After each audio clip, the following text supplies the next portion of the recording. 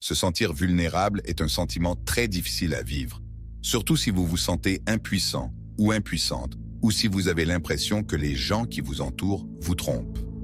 La vie a par nature du bon et du mauvais, de l'honnête et du faux, et surtout, il y a des forts et des faibles. Et cette nature de la vie fait qu'il n'est pas toujours facile d'accéder au pouvoir. Le jeu du pouvoir est un jeu psychologique social très complexe, et chacun essaie de saisir les rênes du pouvoir à sa manière, ce qui signifie que les gens sont prêts à faire n'importe quoi pour l'obtenir. Dans cet épisode, nous allons parler du jeu du pouvoir et des 48 lois du pouvoir. Lire est très important, mais il y a quelque chose de plus important que la lecture, et c'est de comprendre pourquoi vous lisez un livre. C'est pourquoi il y a deux choses très importantes que vous devez savoir avant de lire ce livre. La première est que ce livre est basé sur certains événements historiques et politiques. Il s'appuie sur ces événements et tente d'en extraire les leçons qu'il pense pouvoir en tirer. C'est pourquoi ce livre vous sera plus utile dans la vie réelle, par exemple au travail, ou si vous avez une certaine situation politique, ou si vous êtes dans une certaine situation de pouvoir. Et comme vous l'entendrez, ce livre vous sera d'une grande utilité dans la vie de tous les jours. Dans ce livre, vous trouverez tellement d'idées que vous aurez l'impression que c'est le diable lui-même qui vous parle. Et c'est tout simplement parce que l'auteur ne parle pas de ce que vous devriez faire, mais de ce qui se passe dans la vie réelle. Cela nous amène au deuxième point, à savoir qu'il ne faut pas sacraliser un livre, il ne faut pas le prendre à la légère. Il ne faut pas sacraliser un livre, il ne faut pas prendre toutes les idées du livre pour argent comptant, parce que si vous ne pensez pas que toutes les idées sont valables, vous risquez d'en perdre le bénéfice. Si vous pensez que toutes les idées sont mauvaises, ou si vous n'êtes pas convaincu de beaucoup d'idées, vous n'avez pas besoin d'être convaincu, mais vous ne pouvez pas vous contenter d'être convaincu. C'est la forme la plus faible de la foi que de comprendre les gens qui vous entourent, de comprendre comment les gens se comportent les uns avec les autres, et comment les gens peuvent faire n'importe quoi pour gagner de l'argent, et comment les gens peuvent faire n'importe quoi pour obtenir du pouvoir. Première loi. La première loi est de ne jamais être plus malin que son maître. Le roi de France Louis XIV avait un ministre des Finances nommé Nicolas Fouquet. Nicolas voulait impressionner le roi et lui montrer qu'il était de son côté pour conserver son pouvoir. Il décida donc d'organiser une grande fête. Cependant, la fête, bien que très impressionnante, a mis Nicolas et non le roi en vedette. Ce dernier s'est senti éclipsé et Nicolas a été arrêté le lendemain.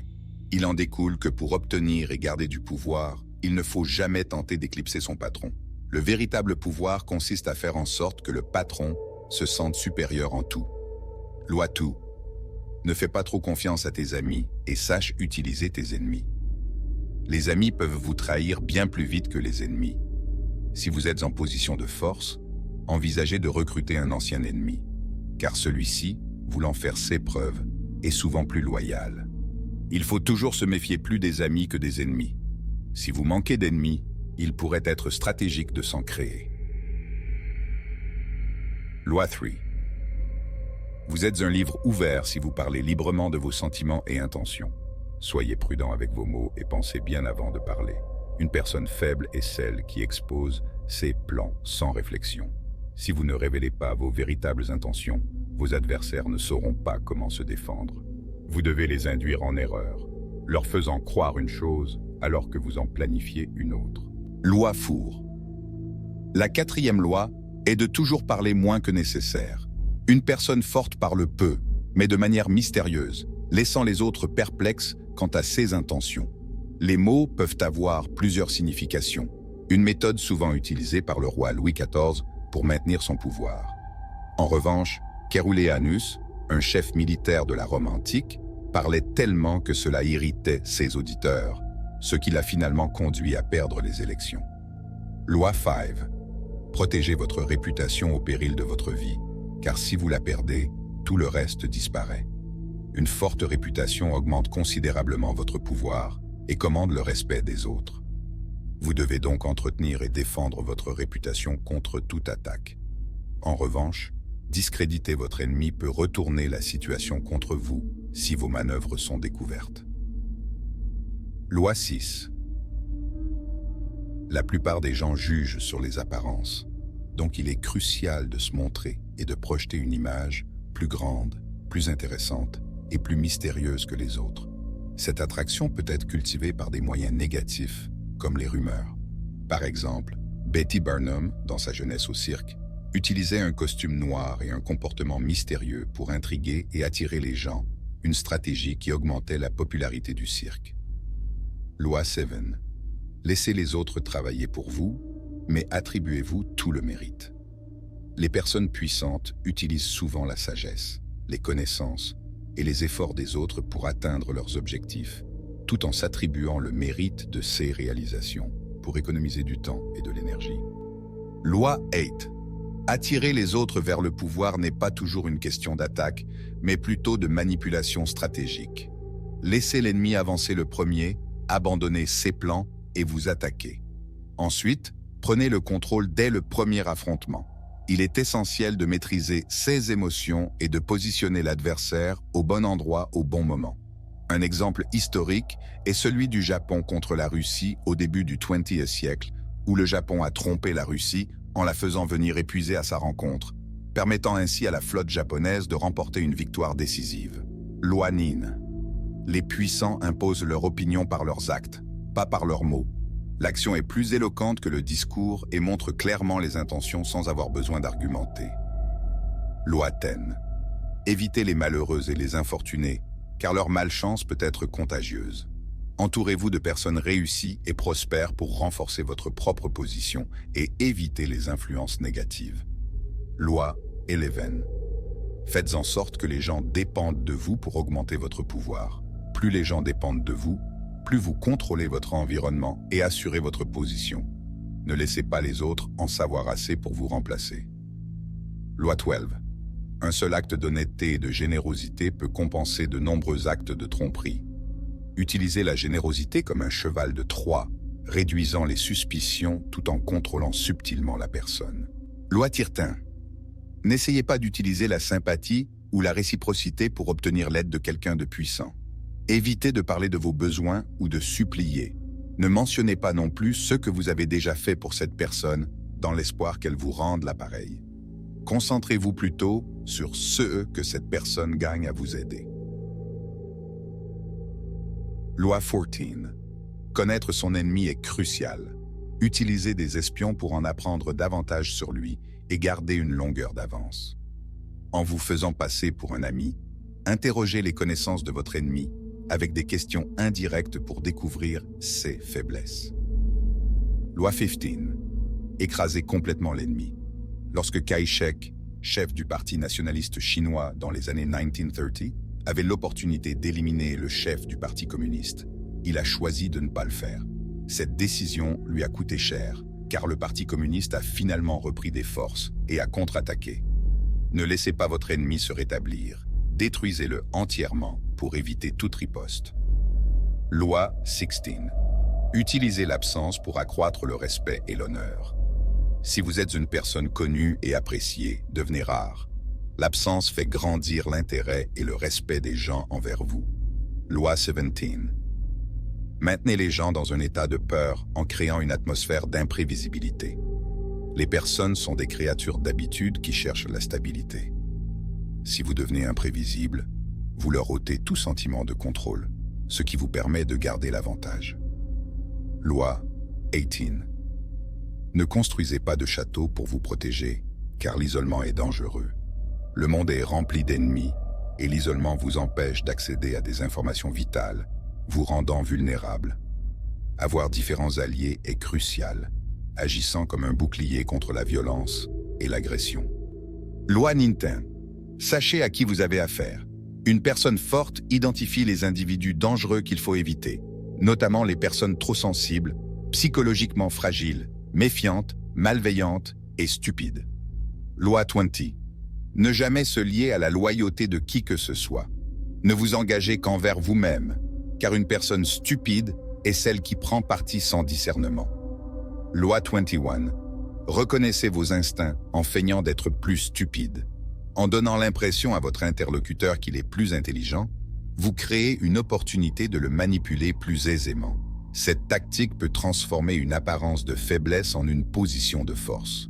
Loi 22. La reddition comme stratégie. Jiuyan, un roi chinois, à utiliser sa défaite comme une chance pour apprendre de ses ennemis et revenir plus fort. Après avoir travaillé dans les écuries de ses adversaires et appris leur fonctionnement, il retourna dans sa région avec une nouvelle puissance. Loi 23. Concentrez votre force comme si vous creusiez dans une mine d'or. Il vaut mieux concentrer vos efforts en un seul point intense plutôt que de s'éparpiller.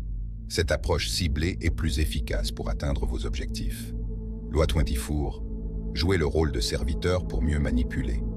Dans un environnement de pouvoir, apprenez à contrôler vos émotions et à ne jamais parler de manière négative sur ceux qui ont du pouvoir. Restez discret sur vos succès et maintenez une image agréable et non menaçante. Loi 25. Adoptez une apparence puissante et commandante. Jules César utilisait des vêtements distincts et montait le cheval le plus imposant pour symboliser et communiquer son pouvoir. Changez votre apparence selon les circonstances pour maximiser votre influence et attirer l'attention. Loi 26. Gardez les mains propres. Dans la vie, les êtres humains font des erreurs, mais une personne forte ne laisse pas transparaître ses erreurs et empêche les autres de réaliser ses fautes. Loi 27. Faire des adeptes par le jeu. À la fin du XVIIIe siècle, le médecin européen Brunsmar a attiré un grand nombre de personnes en prétendant guérir les maladies avec un liquide magnétique qui n'était en réalité que de l'eau. Il créait une expérience immersive avec musique et rituels, exploitant l'effet placebo. Bien qu'ultimement démasqué comme un imposteur, cela montre combien il est facile de tromper les gens, surtout avec des promesses surnaturelles. Loi 28. Agir sans hésiter. N'hésitez pas si vous décidez de faire quelque chose. Le doute et l'indécision nuisent à votre efficacité. Agissez avec audace, car l'audace dissuade souvent les attaques. Loi 29. Planifiez votre chemin jusqu'à la fin.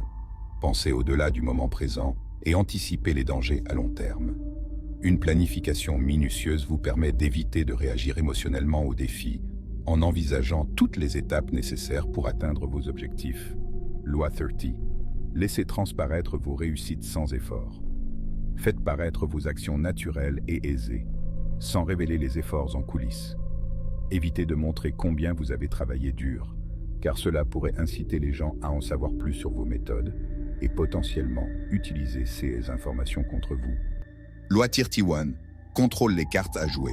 Les meilleures tromperies donnent l'illusion de choix à votre adversaire. Vous faites croire à la victime qu'elle contrôle la situation, mais en réalité, vous orchestrez chaque décision pour qu'elle favorise vos objectifs, la plaçant sous pression pour qu'elle choisisse en votre faveur. Loi 32. Jouez sur les fantasmes des gens. Au XVIe siècle à Venise, un homme nommé Bragadino prétendait pouvoir produire de l'or avec une substance secrète. Fascinés, les Vénitiens lui construisirent un palais en échange de l'or promis.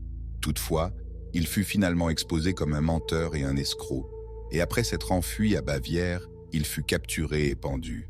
Cette histoire illustre combien les gens sont prêts à croire en des solutions miracles pour échapper à leurs difficultés. Loi 33. Découvrez les faiblesses de tous vos interlocuteurs. Chaque personne a des vulnérabilités, qu'il s'agisse d'un manque de contrôle émotionnel, de besoins spécifiques ou de secrets. En identifiant ces faiblesses, vous pouvez les utiliser stratégiquement à votre avantage. Loi 34. Soyez royal à votre manière. Agissez avec la confiance d'un roi pour être traité comme tel. Christophe Colomb, prétendument issu d'une famille royale, a utilisé cette fausse noblesse pour gagner la confiance et le soutien de la reine Isabelle, lui valant le titre de prince des mers, malgré son manque d'expérience maritime. L'apparence de la royauté peut souvent vous permettre d'atteindre des positions que d'autres, sans cette aura, ne pourraient espérer atteindre.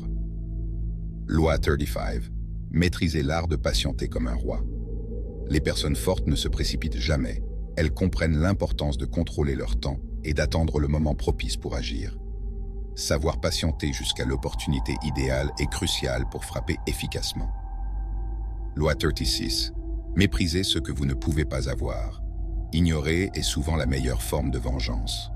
Une personne forte ne se laisse pas distraire par les petites contrariétés ou les provocations de ses ennemis, choisissant plutôt d'ignorer ceux qui est hors de sa portée ou ceux qui compliqueraient inutilement sa vie. Loi 37. Apprenez à éblouir les yeux.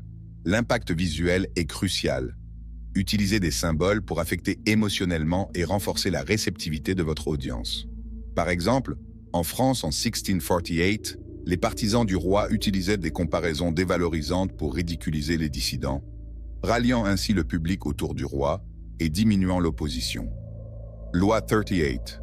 Pensez ce que vous voulez, mais conformez-vous en public.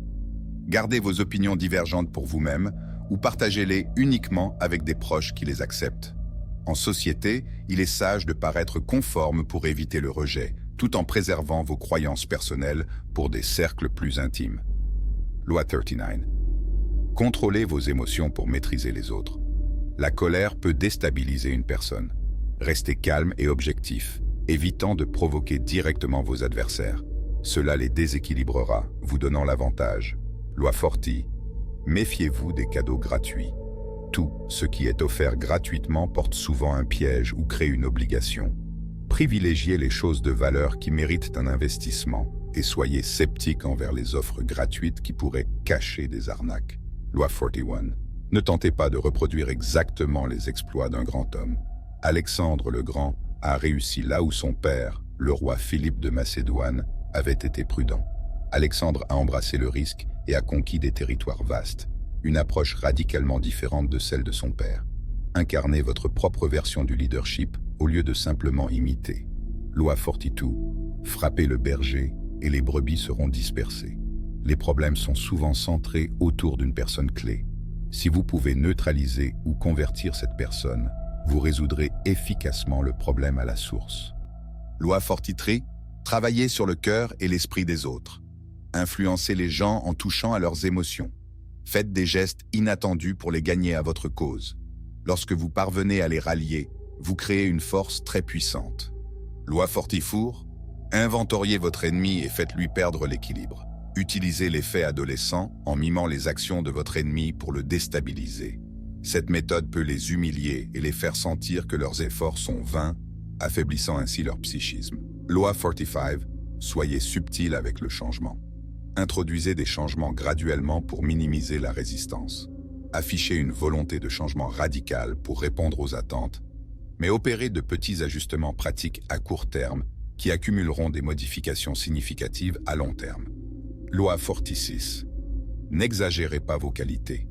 Admettez vos erreurs et faiblesses. En évitant de paraître parfait, vous devenez plus relatable et réduisez le risque que les autres vous perçoivent comme une menace. Loi 47. Sachez quand vous arrêtez. Ne laissez pas l'euphorie du succès vous pousser à dépasser vos objectifs initiaux. L'arrogance née de la victoire peut conduire à des erreurs coûteuses. Atteignez votre objectif, puis sachez vous arrêter avant d'aller trop loin. Loi 48. Ne vous figez pas dans un moule. Évitez de vous conformer strictement à un seul modèle ou à une seule méthode. L'exemple de Sparte montre qu'une rigidité excessive peut rendre vulnérable. Soyez adaptable et prêt à changer selon les circonstances pour rester compétitif et pertinent. En conclusion, le jeu du pouvoir est une danse subtile et complexe de psychologie sociale où chaque acteur avance selon des règles tacites, déployant stratégie et finesse pour forger son destin. Dans notre exploration, nous avons traversé un labyrinthe de 48 lois impitoyables, chacune enracinée dans les profondeurs de l'histoire politique et les intrigues humaines les plus captivantes. Ces principes ne sont pas de simples tactiques, mais des leçons tirées de l'ascension et de la chute d'empires, de la manipulation de masse et du charisme des leaders qui ont marqué leur temps. En les maîtrisant, on s'arme pour naviguer avec sagesse et audace dans les eaux tumultueuses du pouvoir. Si vous avez aimé cette vidéo et souhaitez en voir d'autres comme celle-ci, n'oubliez pas de cliquer sur « J'aime » et de vous abonner à notre chaîne. Merci de nous suivre et à bientôt.